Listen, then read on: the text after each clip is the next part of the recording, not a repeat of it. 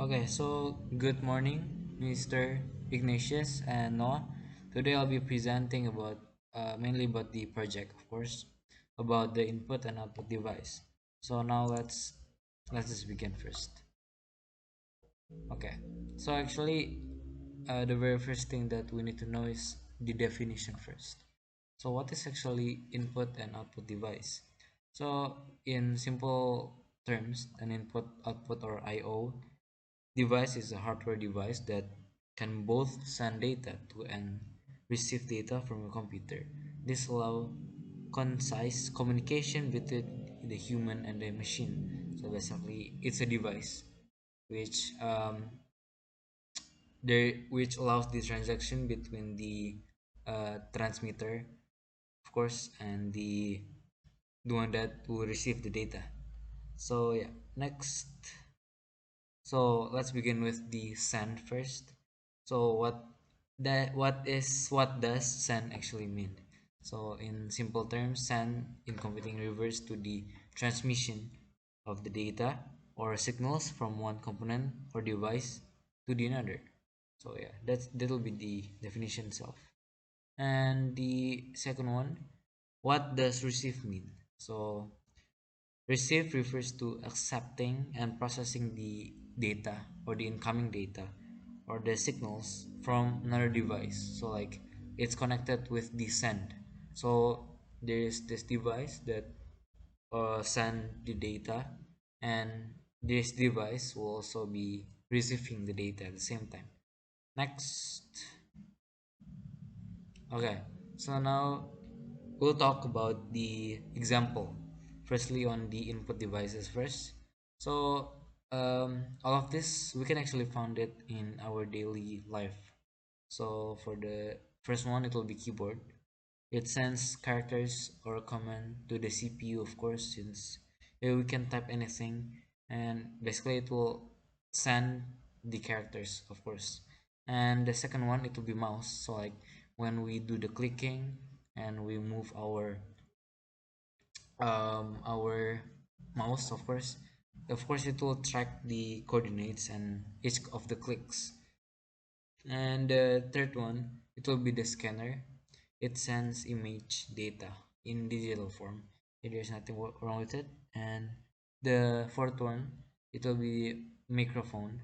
It converts the sound waves to digital signals. And the fifth one, it will be the webcam. Sends video frames to the system. So all of this is the easiest example actually for the input devices. Okay. There also the other thing aside from the input devices, which is the output devices, of course, because we're talking about the input and output devices. So for the output devices, we can actually find monitor. Yeah, that's one of the easiest example too. It receives the image data, such as like of course like the HDMI, the via HDMI, VGA, and the other thing. So like they will display pixels in the screen of the monitor, of course. And okay, the next one will be the printer. For the printer itself, they receive text or image data, and which then will be convert it into the hard copy. And for the third one, it will be the speakers.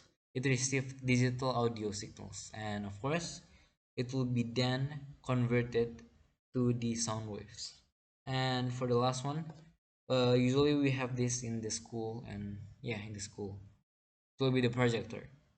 It receives visual data, projects on the surface. So actually, the easiest one to divine or like uh,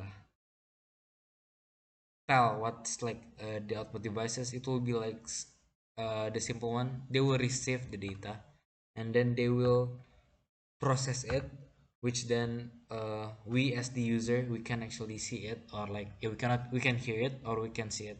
So like for example, for the monitor we can see it, for the speaker we can hear it, and for the printer, yeah, we can see like the real hard copy, and the projector we can see the um, visual data, the projector, of course, the projection of the project.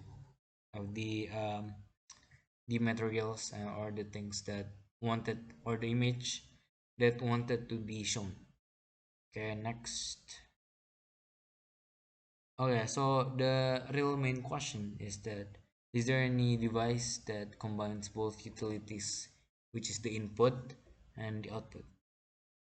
Actually, the answer will be, okay, wait, is yes. So example of the input and output device, which is two in one, is touchscreen. So the touchscreen sends the touch input. At the same time, it receives and display the output itself. And the second one, the external hard drive, which is they will read, of course, and it is counted as the input. And the second one, it will be the write, or we can say it is the output data. And the modem, of course, it will send and receive data across the internet. This will actually be linked, like um, where the two of this place like the input for the, yeah, of course, the send and the, yeah, the receiving data across the internet. I'll just skip that. And for the last one, it will be the network, which is, we can say, the, sorry, it will be NIC, network interface card. So this handles bidirectional communication in a network, where at the same time they also like yeah, give like the input for the, because like bidirectional is like two ways, right? Okay, next. Okay, now it will be the primary and secondary storage devices. So, what is actually the storage? Storage refers to the component of a computer that holds data and instructions for immediate or future use. So, what is actually the primary storage? So, primary storage, in simple terms, is the computer's main memory, which is used to hold data and programs that the CPU needs right now.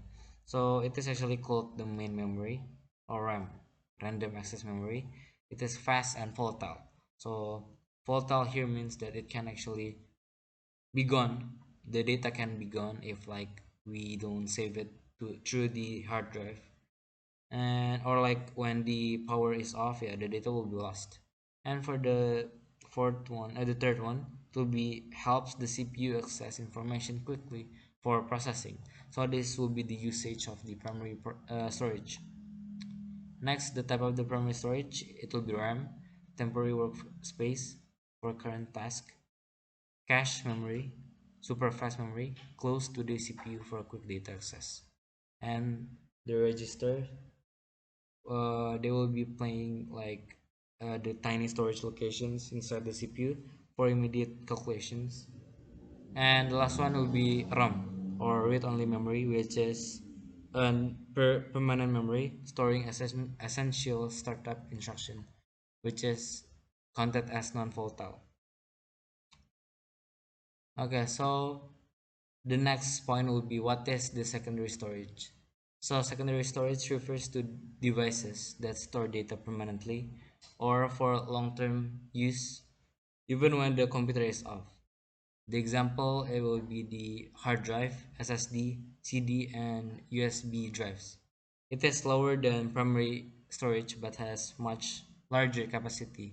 So like, in a very simple way to differentiate it, primary storage is volatile, while secondary storage is non-volatile. So like, the data in primary storage can be lost, while in the secondary storage the data will not be lost.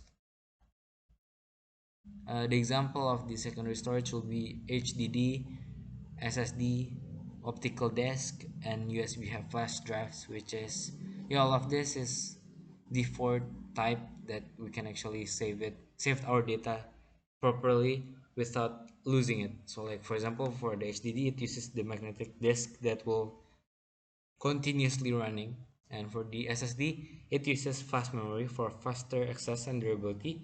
And for the, yeah, this is the rest one, you can just read it here. Next will be the difference. I'll just skip this because I